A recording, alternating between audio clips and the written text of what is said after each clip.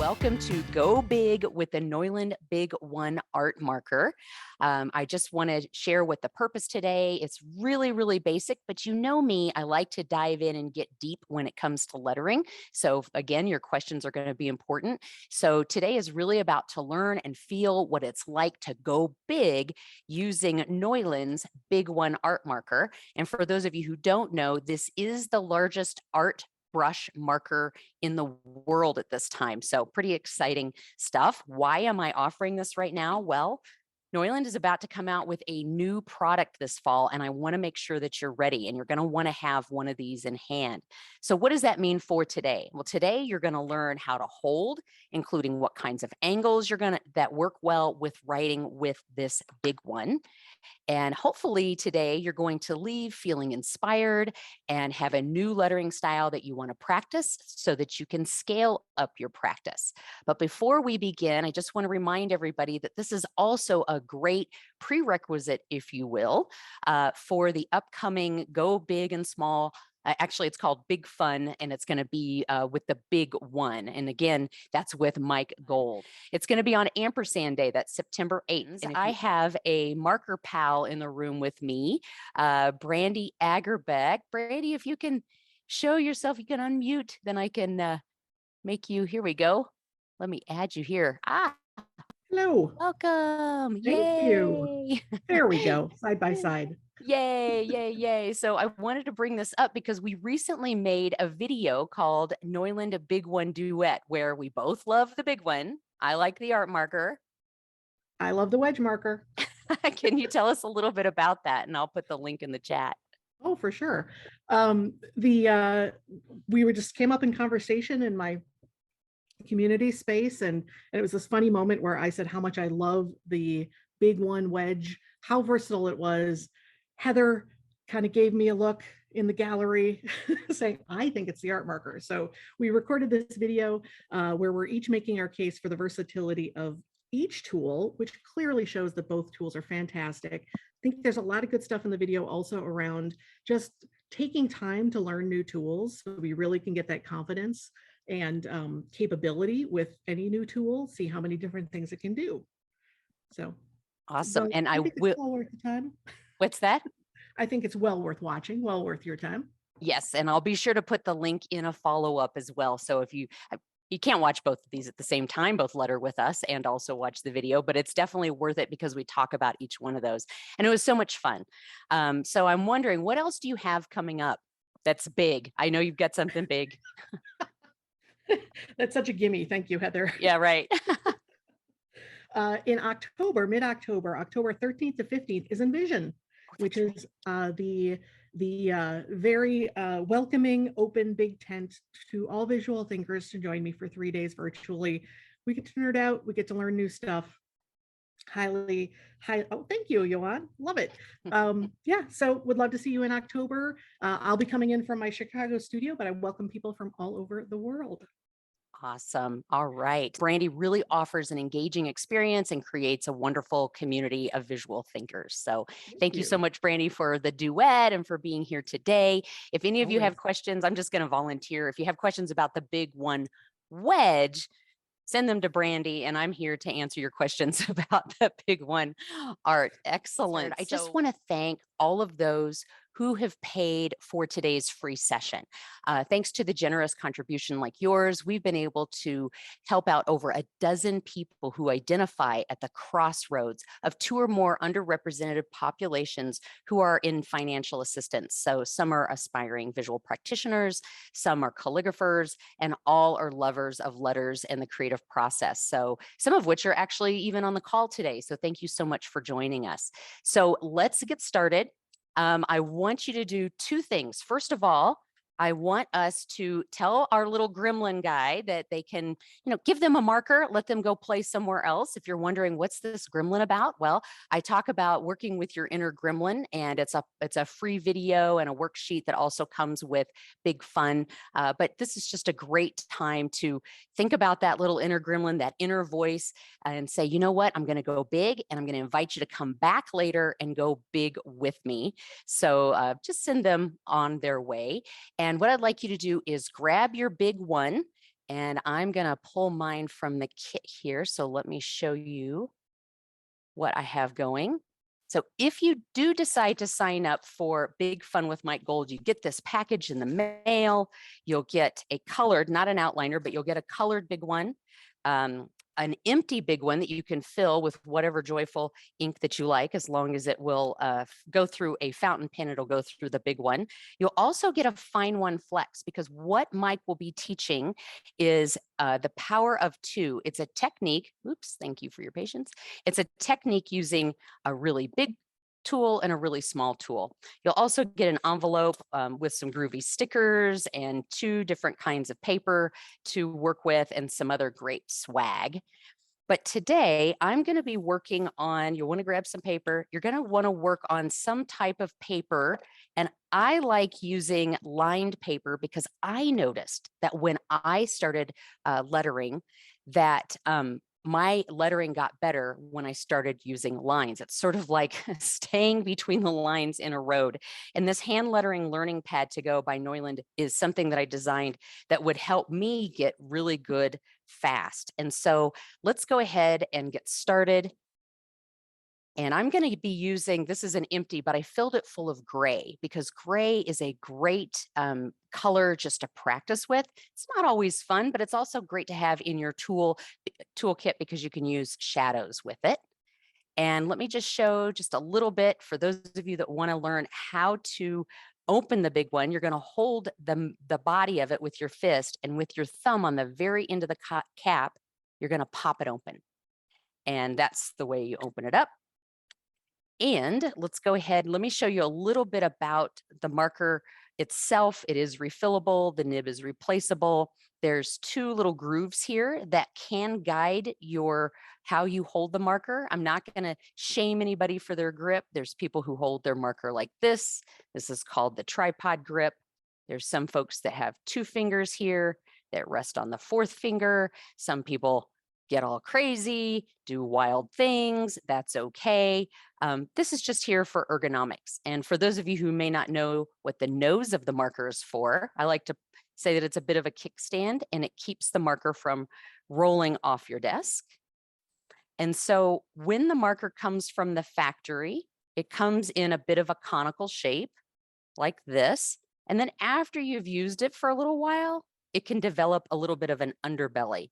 And so just know that these nibs are replaceable. This one I've used for quite some time, but it's still showing some good form. So that's great. When we're working with this marker, we're mainly going to be working with the side if we're using a lot of pressure, or the very tip of the marker. Okay, so that's pretty much, that's it. We're going to use the side, the very side of it, and the tip. So you can see we can get a lot of contrast there. So what I like to do anytime I pick up a brush marker, any kind of brush marker, is I like to inspect 2 things. What is the condition of this nib and how much ink is in there?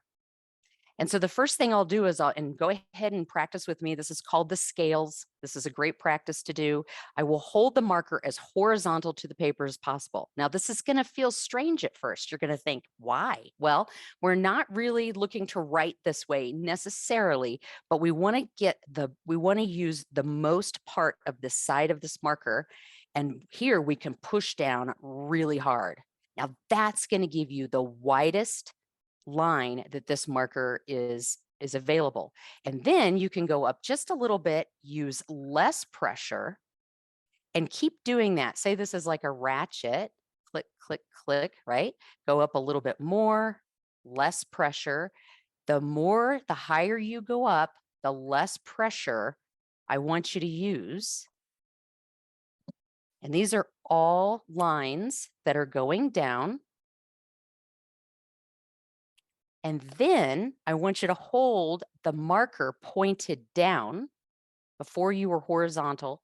Now you're pointing down, and you're just going to very easily, lightly go up with the least amount of pressure. Oops. And the rule here, when using a brush marker in general, is thick down, thin up. And if you know brush lettering, if you know any lettering styles, um, they'll have certain directions that you do things. But if you have that thick down, thin up, all your thicks and thins will be in all the right places if you are going in that direction. It's called a ductus. Now, I would love to know if we have any lefties in the house, because my tip for them, same thing here, what we just did, but with your left hand. And anytime I say point your marker up and to the left, yay, Anne.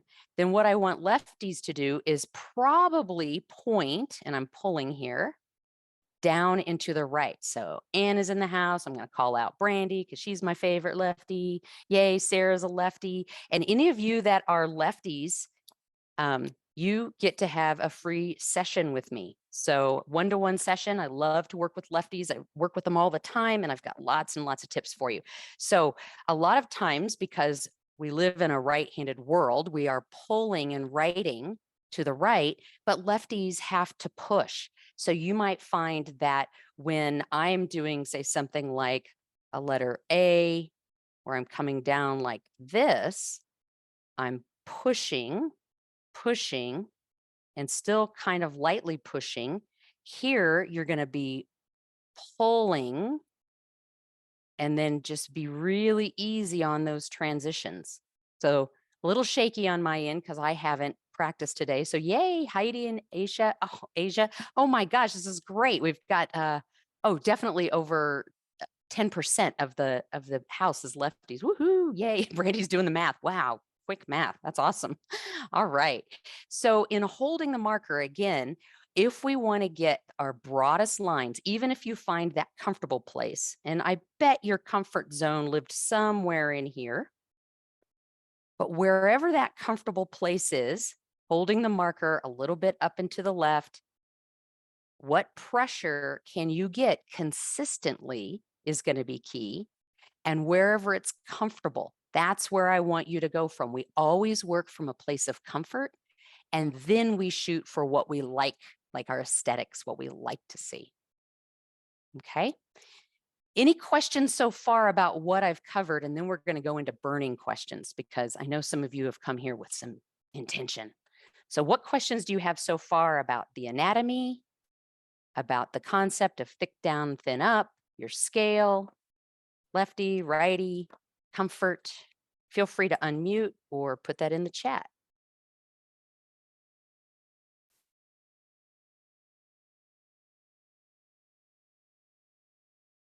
Filling. I made an entire video about filling. Oops, that's not how you spell anatomy. Excellent question. I will send the link to the filling video out. Great. And anything that doesn't get, and I don't know if this is how you spell conical, so please excuse me. And then we get the belly. Okay. The concept. Righties are going to go up into the left, and lefties are going to go down into the right.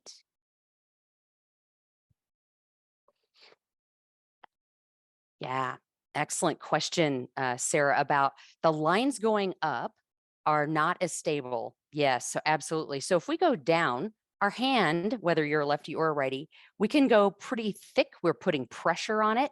And so that tends to be a little bit more confident. Notice that at the beginning and the end of my line here, I have a little bit of a deposit of ink. And you want that, because that means that you are having confident starts and stops. When we build our confidence in where we start and stop, our letters will start to look better and we'll feel more confident.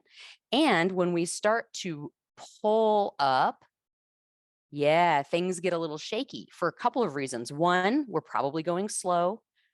Two, we're probably varying our pressure a little bit and then noticing that and trying to fix it. And then the third thing is yeah, it might be new. So that's okay. Also, if we are writing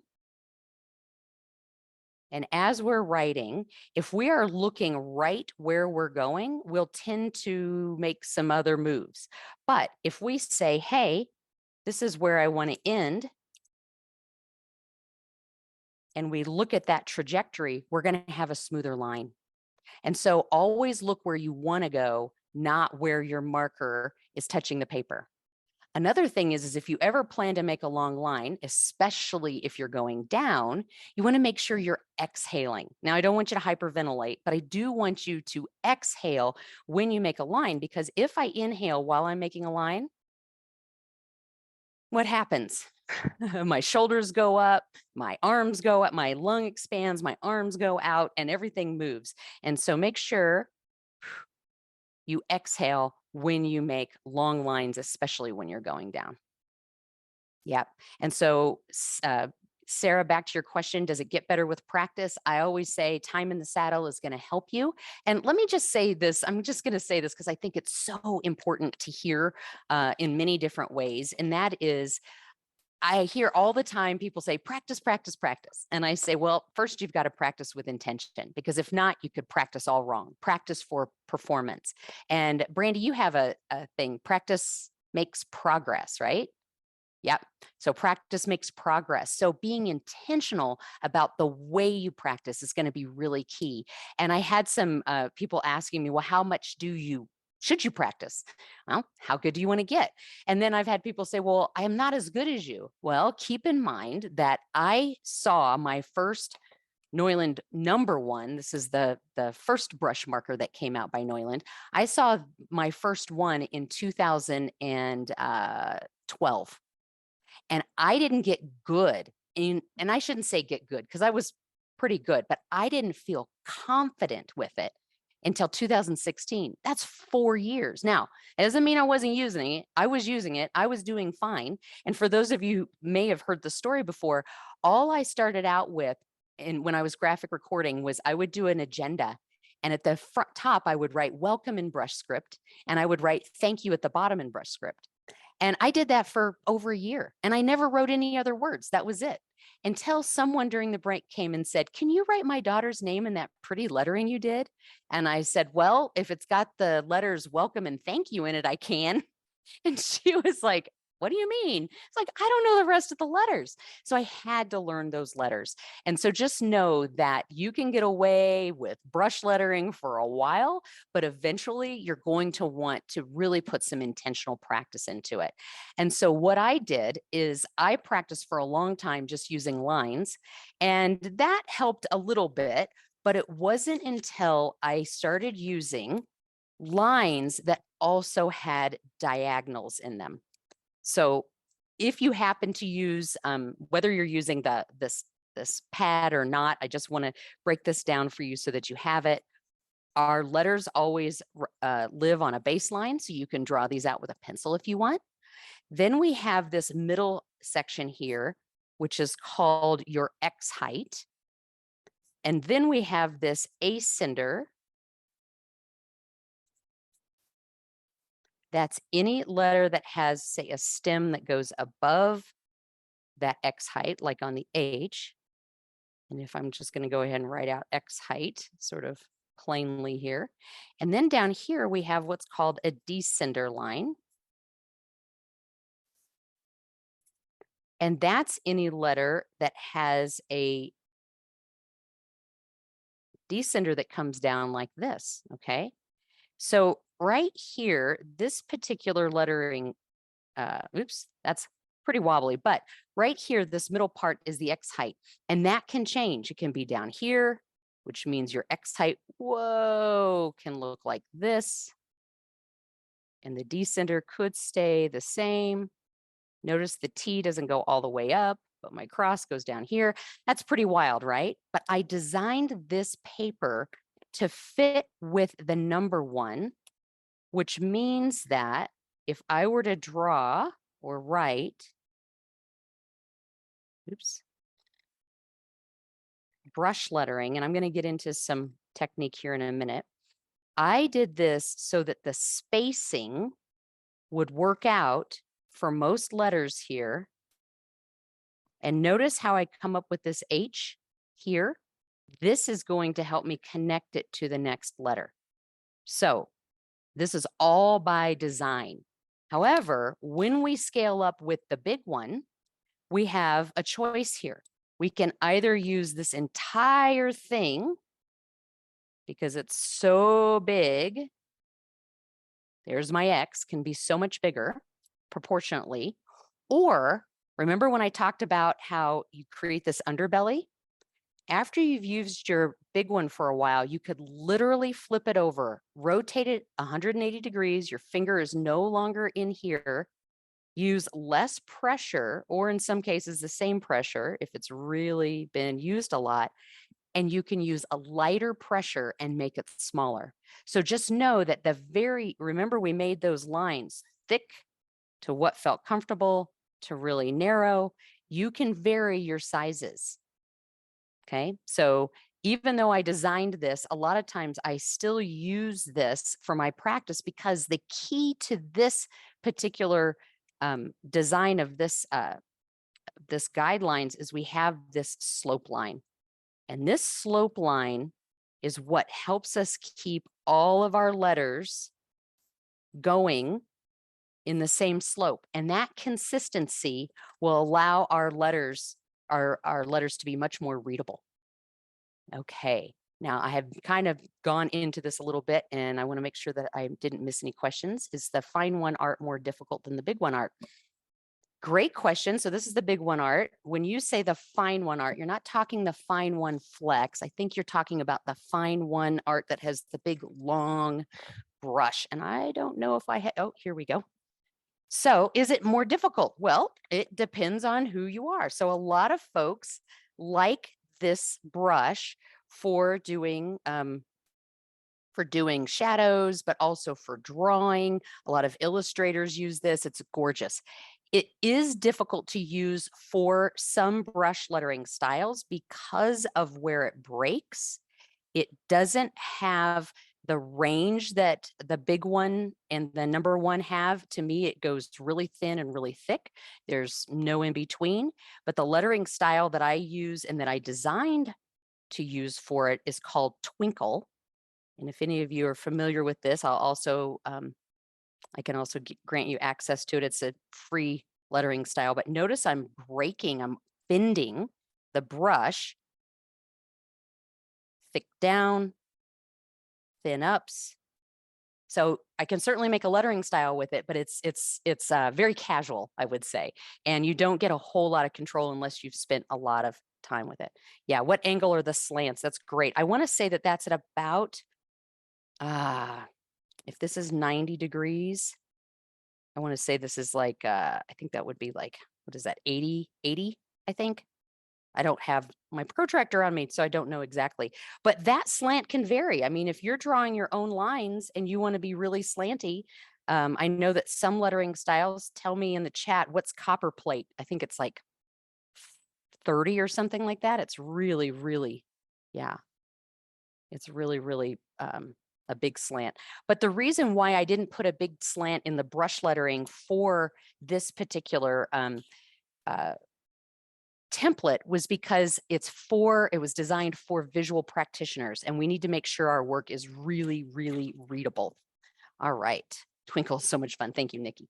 All right. So yes, so this is a small brush. Now for the class, we're going to be using the fine one, Flex. This is the smallest brush marker that I've found in the world. For those of you who are brush lettering people, this is very similar to Tombo's Furanosuke nib, so very similar. But let me show you what it looks like to go from the smallest to the largest using 4 of the 5. This is the 5th one. This is the fine one that had that really big brush. Let me show you what these 4 look like when we scale up. And then, and I'm pretty much talking about brush lettering here, you'll notice. And I'm just going to do a little, and I'm not warmed up today, ABC. So that's our fine one Flex. The next size up is called the Neuland Twin One, and it's slightly smaller than the number 1. I love this for flip charts. I actually do a lot of 11 by 17 ledger, or what do we call it in Europe? A3 size sketchnoting. The reason why I can go bigger on the number one is because it's a slightly bigger nib, just slightly. Look at the difference there in those two nibs. So I always say, let the marker do the heavy lifting. The bigger the marker, the bigger the letter. So with this, I can go from this descender all the way up to the X height very easily. And then I'm going to run off the page. Questions about, do I have a problems with the twin one drying out early because you can't store it tip down? Excellent question. You certainly can store it tip down. Neuland recommends that you store it sideways so that both of the nibs have access to the ink. I tend to store mine upside on one side or the other, depending on which nib I use the most, right? So for my colored markers, I use the brush nib the most. And for the outliner, I use the wedge the most. So, and for me, because this is like a tactile thing, for those of you who know that these markers have, that ergonomic grip in the nose, I can feel which way I'm going to go and index it, meaning the way I'm going to point. With the Neuland Twin one, there's no ergonomic grip, right? And so I tend to put the cap on the brush side. I don't know if it comes from the factory that way, but it helps me remember which side is which, even though it shows you, here's a picture, brush is on this side, wedge is on this side. I don't have time all the time to look at it. So it's like, I'll just pick it up and I trust myself that I put the cap on that side. And as far as keeping these, what's great about the twin one is you can open up the side of either side of these and fill that particular side. It'll still be, the ink is still available on both sides. But again, like I said, I have a habit of storing it, the nib that I'm going to use the most side down. Yeah. Yeah. Yeah. I love the twin ones for that bigger reason. And then you can see we can go so much bigger with the big one. All right. Any more burning questions? I know you're all here to learn, but I want to make sure that I get any of those answered. And then I'm going to show you, please feel free to put those in the chat. Now I'm going to show you some lettering styles, different styles. So I have 7 different lettering styles I'm going to show you today. I have more, but these are the main ones that I use. And I'm going to be using different parts of the nib, and I'll show you with each one of these some attributes about it. So if I'm going to write architect, usually written with a monoline, or we learn it with a monoline, I'm going to use the side of the marker to get the widest line. And notice I am changing the angle each time to get the widest. So while you might think, oh my gosh, that takes forever. Well, if it's new to you, yes, but once you build that muscle memory, it's going to go much faster. So this is a lettering style that I use for titles or topics using the brush marker. Yeah. So does the pressure change when you go from the big one to the flex one? Of course. You're still going to have pressure, but it's going to be different because this is a bigger marker, right? You're also going to use more of your body. You're going to use mainly your fingers for small markers. You're going to use more of your shoulders. When I write, notice I'm writing with my whole arm, my shoulders and my elbows. So that's architect. With brush script, the letter A, I'm going to use pressure down and then less pressure up. So thin up and across. Notice I was changing the angle each time I was making a stroke, and brush lettering is the slowest. National Park is a fun one. This is, you're kind of treating the brush like it's a monoline. So you're trying to keep the pressure the same all the time. With Sign Painter, it's all about confident starts and stops. So notice again, how I'm changing that, and the pressure is the same, like architect. I'm using very much the same pressure and the same angles. However, we know that architect is one of the attributes is that it's shaped, it should fit within a square. And with sign painter, we're following that slope line, and it's a much narrow lettering style. And so this is a fast way to that sign painters write when they're using their big long brushes. And then with Twinkle, Twinkle is really based on your handwriting. And my handwriting is based on this sort of combination of Roman hand, sign painter, and architect. So it's because I've practiced those the most. They just kind of show up in that way. And so if I were to make a Twinkle uppercase A, it would have thin here, thick here. It would have these little serifs, and I would only put it on the left side of the A. So the across, this is thicker on this side. Now, can anybody tell me why I would make this side thick and this side thin? And I'm looking at the calligraphers in the room because they're the ones that know that secret. Why thick on one side, thin on this side, and specifically this side thick? Feel free to unmute or put that in the chat. And I'll take a drink of water and a breath. It emulates the nib.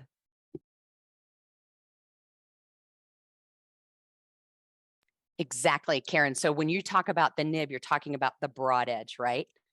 So having a broad edge nib that you're writing, say in italic, oh, I do have ink in there. If I were to write at a 30 to 45 degree slant, let me do that again. My left side is going to be thicker than my right side, and the one in the middle is going to be in between these two. That crossbar is going to be between those two. Excellent. So I am pulling from my experience as a calligrapher when I designed that lettering style. Another lettering style that kind of also follows Roman hand is, and then the calligraphers in the room are going to go, wait a minute, you did it backwards, or you can tell me. But I tend to sometimes out of habit, if all of you, if you remember, actually, I'm going to do something else that's based on my handwriting. So if you know double stroke, first stroke, the idea is you've got a double stroke on the left side and one stroke. Any other additional strokes are one stroke. And that's just the fastest way to make your handwriting bold when you're graphic recording. So I'm going to use that same idea when I get to Wacky Western. And Wacky Western is also, even though it's based on the size and the proportions of Roman hand, I'm also pulling a little bit from handwritten versals, because these first strokes, and this is why I'm working in gray so you can see how they overlap. I have one slightly going one way, one going the other way. And I did that. So the W's, I put the thicks over here. Whereas if I were to do a Wacky Western A, would look like this. I can also put an extra little serif here. Those little extras, because this is Western, is supposed to emulate barbed wire or a spur. And oftentimes you'll see in Western lettering a little thing that sticks out there. That's what that's called. That's called a spur. Okay.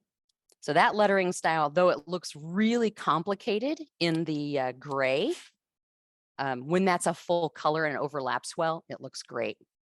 Yeah, so a curved letter. Yes, I can show those curved letters for sure. I'm going to do a demo on lettering style here in just a minute. So I'll do the last one, which is zombie hand. So, and I'm going to do a lowercase a for zombie hand because it's just so freaking fun. So zombie hand is based on Twinkle and scary lettering style with some jagged pieces. And this is really great for Halloween. And so, yes, I'm going to show, yeah, so let's talk a little bit about some curved letters, but I want to ask you what lettering style you want to see. So I'm going to start a poll in just a second, but before I do, I'm going to show you a book of letters that I created. And I made this for the Ghost Ranch workshop that I taught this year. And all this is pieces of flip chart that I wrote on and then turned into a book and then bound it with the BigOne art marker. So I did this with a series of art markers so that my students could see it's an exemplar book of all the different lettering styles that you can write with this marker. So we have brush lettering. So keep these in your mind. Which one would you like me to demo? Architect. This one's Twinkle. National Parks. Remember that A, you can have it two ways. Sign painter. Wacky Western, this is more of the one stroke instead of the double stroke, but I can show double stroke as well. And then zombie hand. And so let me go ahead and start that poll so that you can see it. Where's my poll? Here we go. So let me launch this poll and you tell me which lettering style would you like to see demonstrated? And you might need to scroll down if you want to see zombie hand because it looks like the window may not be big enough. And know that I teach all of these lettering styles too. This is just for a demo today. And it looks like brush script is winning. Somebody jump in there and do something else if you don't want to see brush script. Uh-oh, we got a tie. Brush script is in the lead. All right, so it looks like we've got just about everybody in there. All right, I'll give you 3 more seconds. 3, 2, 1. And it looks like brush script 1, which I don't blame you because that's where we're going to see the most variations when it comes to lettering with the brush marker. And yeah, so Karen, you'll get your wish with the curved letters too. All right, so let me stop sharing that. Excellent. And I'm going to start out with, I'm going to do the gray because I want you to be able to see where the lines overlap. But I'm going to start out with Iteo and Shridlu. Who can say what Iteo and Shridlu is? Go ahead and unmute or put that in the chat. Iteo and Shridlu.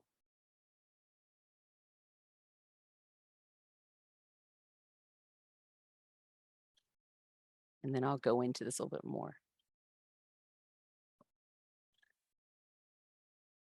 If you've taken my classes, you know what Iteo and Shridlu is probably. You're a calligrapher. Now this is, I'm writing really fat, really thick, I should say, very small. Yep, Andrea, excellent. Most commonly used letters. So Etaoin, SHRDLU.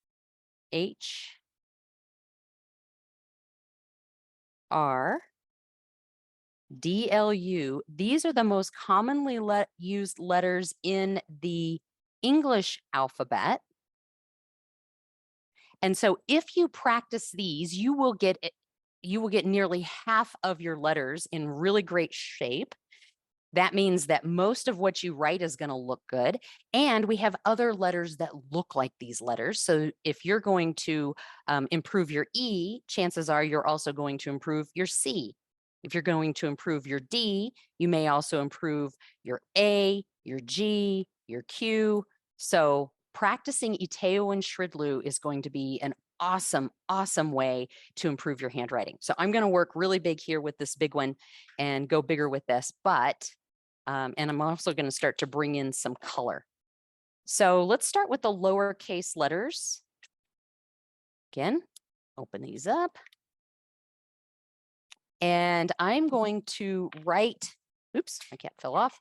I'm going to write in families of letters. So what does that mean? I'm going to start with the most simple and then build it up a little bit bigger, but you will get all the letters here. And so I'm going to start with the I, which starts at the top of that X height. Oops, I'm going to go big. I forgot. I'm going to start down here too. I'm going to go here and it's going to come over 1.5. I'm going to do an L and a T, which is going to be between the X height and the A center. So it's slightly shorter. If anybody can tell me why the T is shorter than the L. Notice these where I'm stopping here halfway up. It helps me to connect it to the next letter. The reason why the T is slightly shorter than the L is because when Gutenberg designed the printing press, the movable type, He didn't want the T to get confused with the letter F or the letter L. So he made it slightly shorter. Okay, so there's some very simple letters there. The H. Again, this almost feels, ooh, that almost feels short. I might even start up here. And sometimes when I draw a stem, I might have a little bit of I might start a little bit of an entrance stroke there. Why do I do that? Because later on, I might want it to put in a flourish. So sometimes you'll notice that my entrance strokes might be there, but there's nothing there because I didn't want to put a flourish, but by habit, I've done that. Also notice that I'm starting from the baseline when I bring a fin up so that the branching, that's the area where the fin comes away from the stem, just like a branch on a tree. And I want this to happen because that consistency is going to show up when I write other letters like the letter N or M. Okay, that's where our consistency comes in.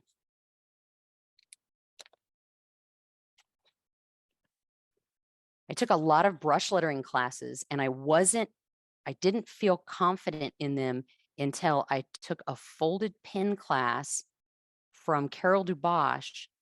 And what I learned from that is that when we use different tools to create our letters, we get better because we're really looking at the form. Okay.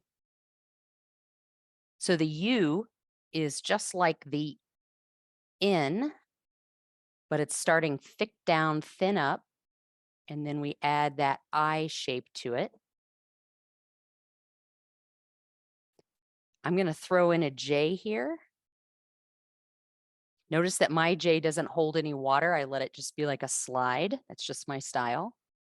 And I'm going to add that J because if I put a U with a J, we get a Y. Okay. Now, there is a time and place when we're doing brush lettering where we have to make a decision if our letters, our circle letters, our oval letters, our round letters are going to be oval or if they're going to be more triangular. So what's this difference? If say our A is going to be more oval, it's going to have more of a copper plate look.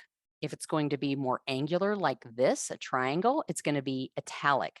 And so why is that important? Well, calligraphers and even some contemporary calligraphers may want to go with a copper plate look.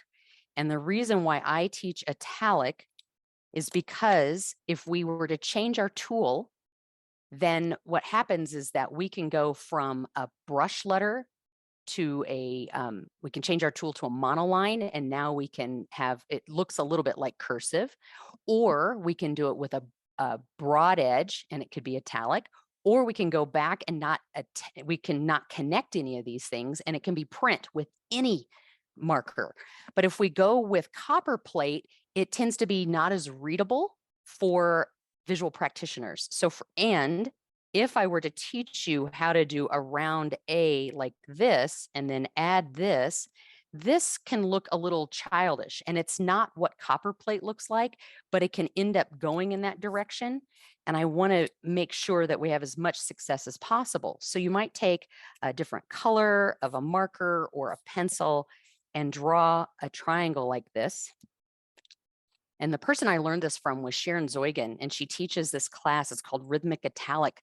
And she taught a class that we offered called Lettering with the Masters. And so notice what I'm doing there is I'm making this triangle shape. And if I add that to an I have an A. And if I add that to an L, I have a D.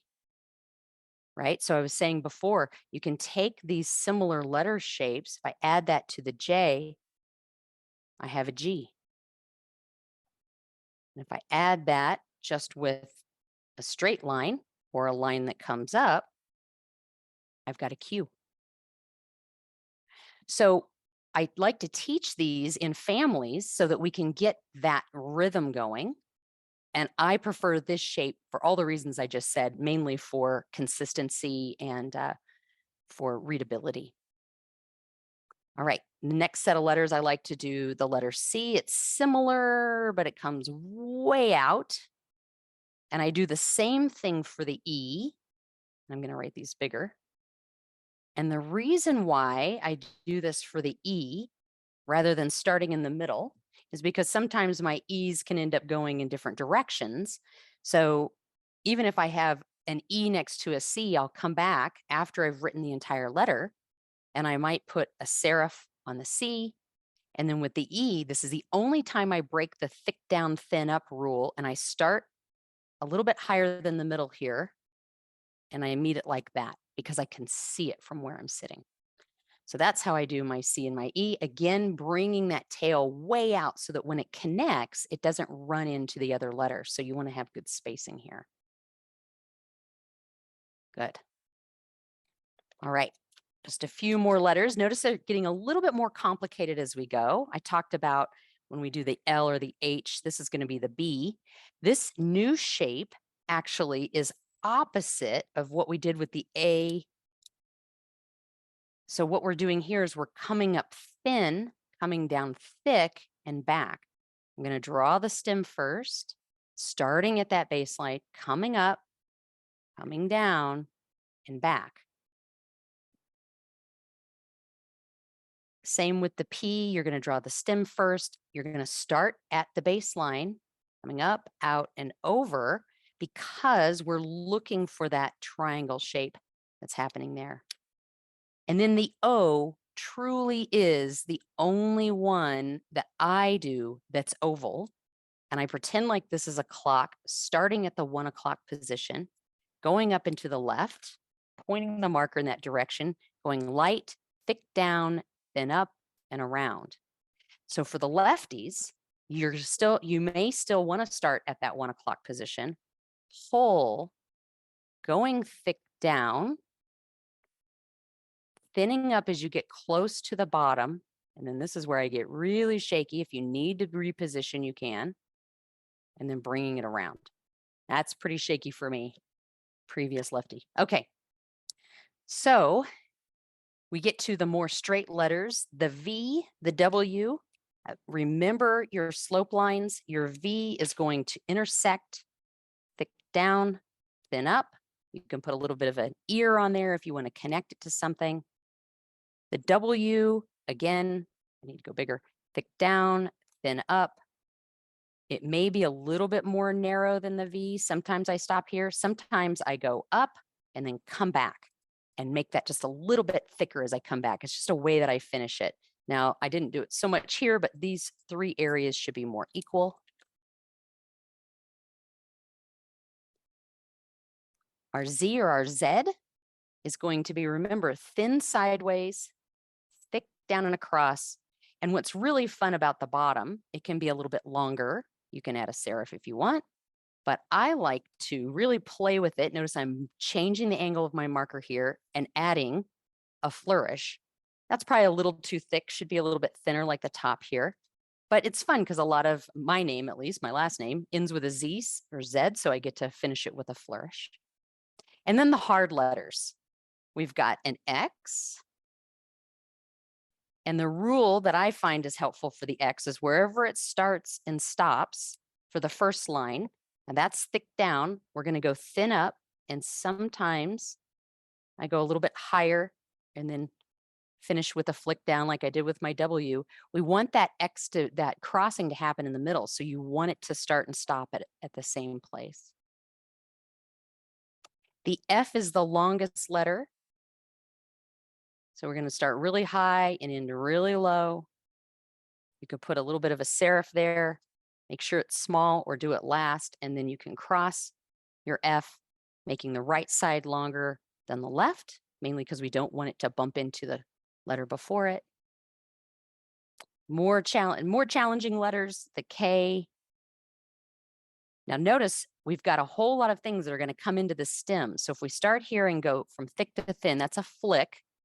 That takes practice. So you might have to practice that in the margin of your paper to get it consistent. Come out a little bit from the stem if you are, because you don't want any thick on thick here, thick down, and then it can come up. It can even go underneath that baseline. And I'm rushing through these, I know, because I want to make sure that we get to the prizes. Now the R is going to come up. Now notice I'm coming way up, and this is an under. It's called an entry stroke, but it's an under. And then using the side of my marker, I'm going to go thick down, tracing back where I was, pull across, thick down again, and over to connect. We haven't made any letter that has that move yet. And the S is going to be similar, but we're going to start out with more of an over entry stroke and then come back and make a bit of an S shape. Because if we did an under entry stroke, then what would happen is our S would look kind of fat. And in fact, sometimes I like to really exaggerate what that would look like if we did that. Yeah, that doesn't work. So it's a little bit more elegant this way. So I started with the most easiest letters, ended with the most complicated letters. And that's the lowercase. The uppercase can have lots and lots of different variations. I go into that in my free course, Unlock Your Neuland Markers and Brush Lettering Fun. So what other questions do you have about the big one? And I'll also give you lots of other resources around the big one in a follow-up email. So I've got tons of videos about that. Yeah, any other questions? If you don't already have your Neuland markers, or if you're wondering, do you want them? A couple of ways to get them in your hands. Neuland is having a sale that only goes till the end of this month, which is what, two more days, I think. I put the voucher code in the chat. So if you want to do that, if you're coming from the United States, then shipping can get a little expensive, but they are offering this 15% off. But just make sure you use that voucher code. It's only for the markers, but it is for both the BigOne Art and the wedge. And then another way to get your hands on the markers is to join me for Big Fun with the Big One. Now, this is going to be with Mike Gold during, it's on Ampersand Day, which is next Friday. And let me go ahead and put that piece in the chat because he'll be teaching the power of two, and I'm going to be giving away an empty marker you can fill with whatever you want, a colored marker, not the outliner, but just some random color that I choose for you, and a fine one, and a whole bunch of other goodies. And so that's a great way to get the markers in your hand without having to pay a lot of shipping from Neuland just to try it out. But if you're all in, go ahead and buy a bunch of colors. Remember to get your ink and also your nibs. And then if you're interested in learning more and becoming what I call, let me talk a little bit about Mike. If you're wondering about Mike, here's Mike. He worked for American Greetings for 35 years, and he teaches this wonderful technique called the power of two. It's the big and the little, and how to construct those and how to compose those. And so feel free to join us for that. And also, I'm going to be offering a session next year about becoming a Big One master. And this is a Big One mastermind. I'll be hosting that. It's free, but there'll only be 5 to 12 spots. And I'll also follow up in the email what that takes to do that. So thank you everyone for joining me. If there's any more questions, I'll stick around for another 10 minutes. I know, Lisa, it was like this close, wasn't it?